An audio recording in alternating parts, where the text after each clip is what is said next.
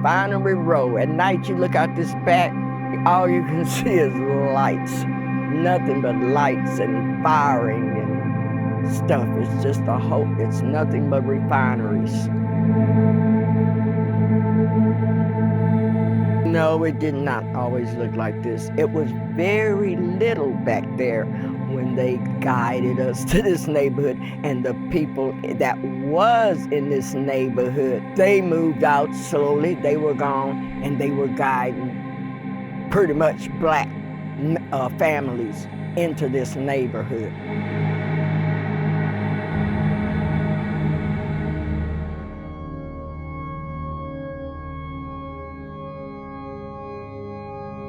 I've been living here 70 years. I was in elementary school, Holy Cross Catholic School, when my family moved here. Well, we were guided here. It was beautiful, absolutely beautiful. Very maintained yards, real grass. I don't call that grass, I call that stuff now weeds. That's what it is, wild grass or whatever. But it was beautiful. All the homes, the yards, it was an abundance of every variety of fruit tree that you can name was growing right here in the neighborhood. There were apartments as well as homes, churches, businesses. We had many businesses, everything. And then they slowly tore us apart. Little by little, things began to close or disappear, or they slicked them out of their properties and businesses. I don't know why. But slowly, here we are now. They came in with a promise of helping restore our neighborhood, asking us, what do we want in our neighborhood? We went to meeting after meeting. We signed, filled out papers. We did, they had easels of showing us pictures and graftings of things that were to come in our neighborhood. After going through all of that, why did we go through all of that, or what we want in our neighborhood if they were planning on destroying our neighborhood?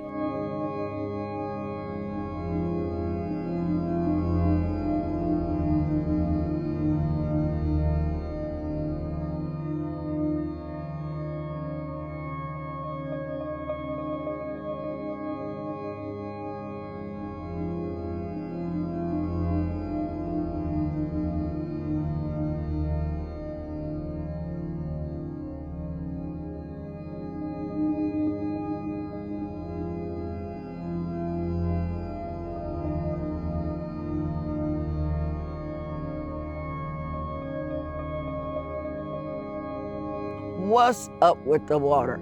That's the $1 million question. Well, Grandma says that they didn't handle their business over the years. They didn't manage their infrastructure.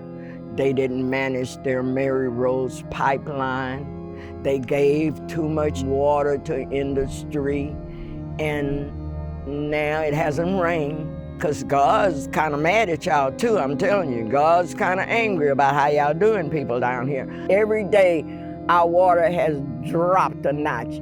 It was 12.1 when I looked at last night at the news, it was 12. So that's all the water we got. You checked the monitor lately? No, they come and check it every quarter from the university. Okay. Any different readings? Because I spoke to a TECQ air monitor gentleman day before, and he was saying that the readings are good. Okay. That's what he told me 2 days ago, but he's with TECQ. They check it, the monitors in the neighborhood. Right, because of the monitor over in the park. So this monitor is to back up the findings from the 3 monitors that we have in the neighborhood. Right. So they check on this monitor. This is the backup that CISPA and all of them use to quantify or qualify the monitoring results that TECQ is getting, so we make sure that they're in compliance with what they need to be doing. They constantly monitoring it, so when it does go out of range, they'll know it immediately, along with the other results that we're getting from the refinery and TECQ. It's hooked up on a solar, it ran by solar, and it's got a SIMS card wireless connection that connects to the university and some research guys out of New York. That's what I was talking about. It's been a long road. Did you ever think you have this in your yard? What I did know is that the forces that be wants us to believe that, you know, we need to go this and that, but they're after us. We have some environmental problems, which, okay, everybody does. They want this 400 acres for their benefit because in their own study, they said that the Hillcrest area has a unique opportunity for redevelopment, great visibility. As you can see, we got downtown, great access to the freeways. We have no flooding. We don't do any of that. Also, for them, there's a $200 million win for them once they get rid of us, because they don't have to put in new streets, utilities, sewage, anything. They'll have $40 million to $60 million a year in tax revenue once they get rid of us and redevelop. Anywhere in the metro area, anywhere in the United States, this is the most valuable property. So they're telling us that we live in a bad area, but you're buying it. You don't buy something you don't want. We have a ship channel that's, you can see the bridge is right here about 600 yards away from the end of our neighborhood. So the ship channel is only 84 feet deep. So they got to suspend the suction in the middle. They can't put it out in our bay because our bay is only 23 feet deep at the deepest. So what'll happen is those 55 million gallons that they're trying to suck out of the bay will suck up sediment and everything. The ship channel at Port Aransas and Packery channel that's out on North Padre Island Drive. There's only two ways for the water to circulate. So there's not enough flow going out time and there's not enough flow coming in. The operation of the plant is too expensive. You can't even run a regular water treatment plant. So I don't even know why you're talking about something this sophisticated. You don't have the manpower, nor the engineers, nor the know-how to do that. We under water boil every 3, 4, 5 months. So go find something that you don't have to maintenance and be that technical, past your technical capability. We study, we stand up, we are not going down without a fight. I'm learning everyone comes together, I call them cousins. The city, the port, and the industry. But they want to come into, they feel as though Hillcrest, the people there, they don't care. But they have to understand, this is a new generation. And we are standing up for what we know is right, and we're gonna stand up for what we want. They may have all the attorneys, they may have all the money, but this is our home. God has been with us from the beginning, now, and forever. Somebody's hand make this world a better place. Yes, we can reach out and touch somebody's hand.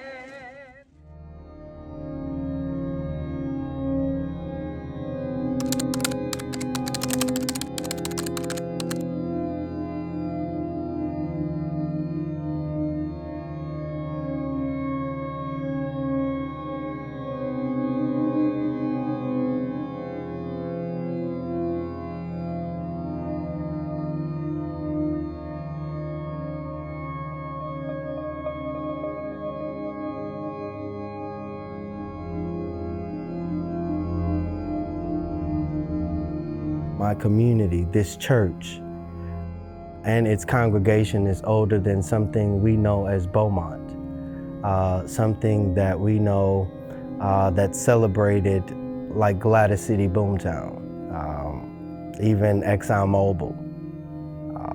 You know, this neighborhood is extremely historic. It's the root to all that we know in current Beaumont.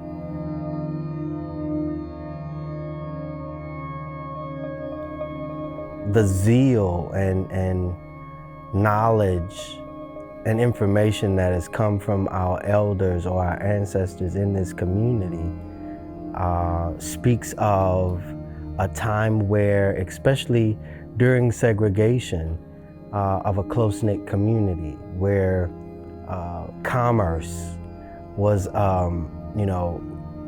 very essential. Churches even were instrumental in developing civic groups and organizations that buried members of our community because insurance was not available to people of color.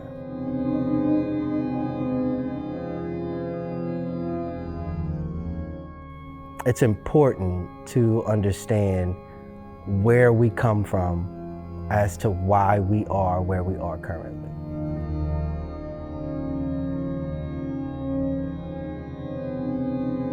The south end of Beaumont was a city within itself. It was self-sustaining. Everything that you needed to live and survive was out here. Everything. A lot of them been tore down and stuff like that, but they had people living right across the street from the refinery, but a lot of them is gone now. They died with different diseases, cancer and all of that, and never know what caused it, but it's the refiners that caused it.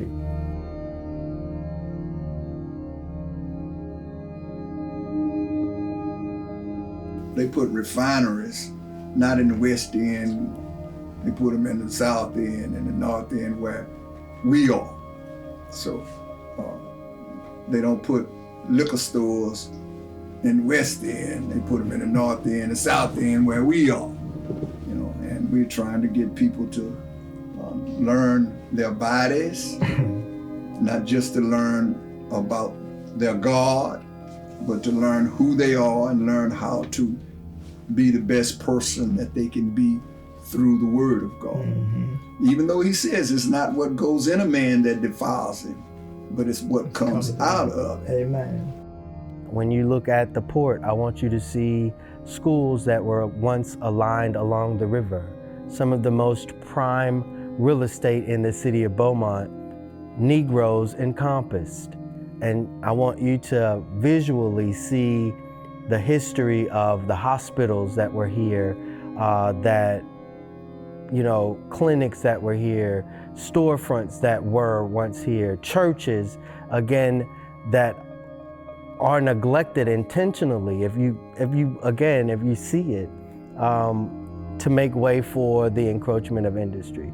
I saw the decline in this community, not the elected or appointed individuals being inclined to support and or sustain and or propel this community and its wealth of history that we have here. So there's a lot of spaces that have been removed from those legacies. But by all means, you can parade up and down throughout of all of Beaumont and see that there are preserved white spaces or historical white homes that were built by Black hands. There's a great disproportionate representation and or perceived intentional neglect of this historical space.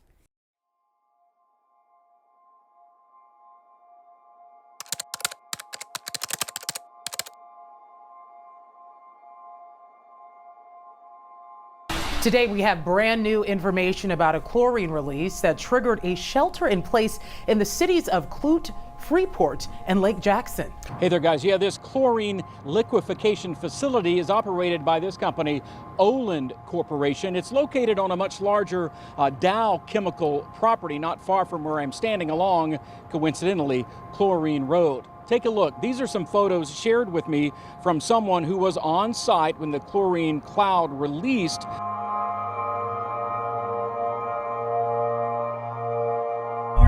May 20th this year, I was out going to the post office. I passed by the local food pantry there and I seen the people there running. My eyes started getting watery. Not much, but they got watery.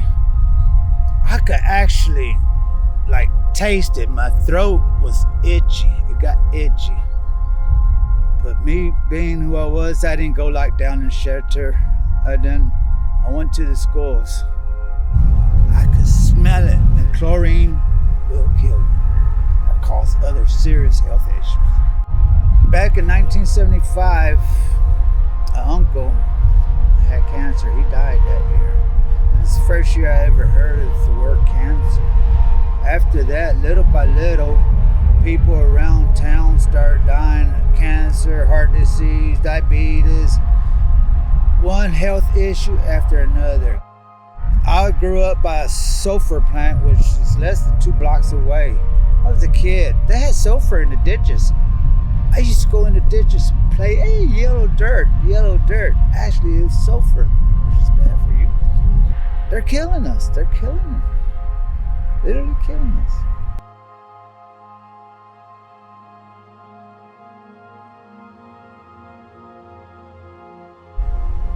Family. It was home. It wasn't strangers. The community, everybody was your parents. Everybody was your brother or sister. It was safety. We didn't have locks on the doors. If you needed eggs or you needed this and that or you needed a ride here, we was one. It was a community of love. When Dow came in, and they did come in the 40s, but it was in, I'm gonna say maybe the 70s, 60s, when they started hiring people from the black community. And when they started getting their jobs, they started making more money. My mom always said, never forget where you came from, never forget your roots. And I felt like they forgot their roots, because even if you did move somewhere else, never let where your roots started at, your home.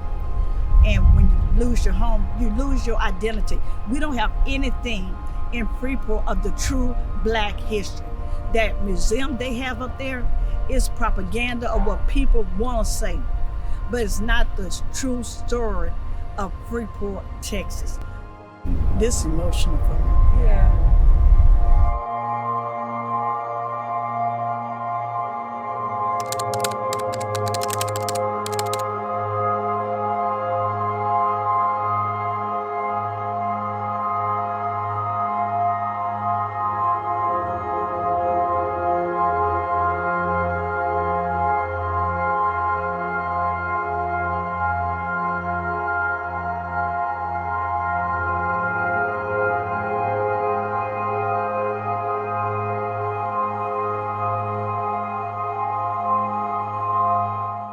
So there's this concept that started out in agriculture. There are different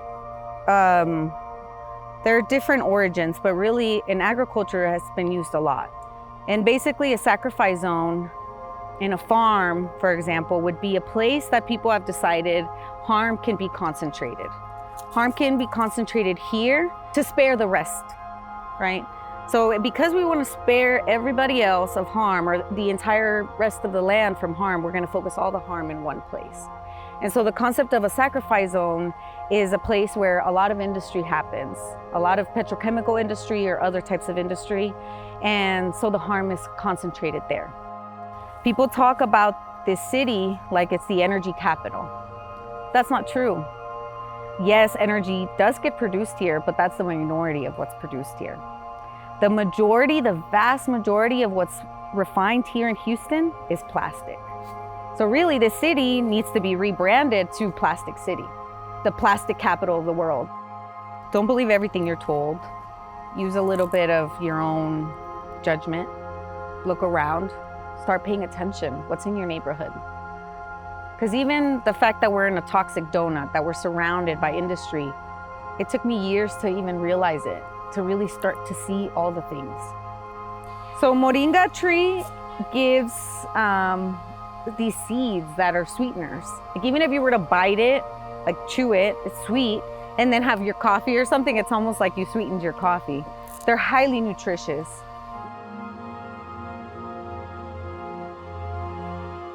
I've learned a lot of valuable lessons, such as how do you build up an ecosystem, which is what we've done here, is you pour good things in.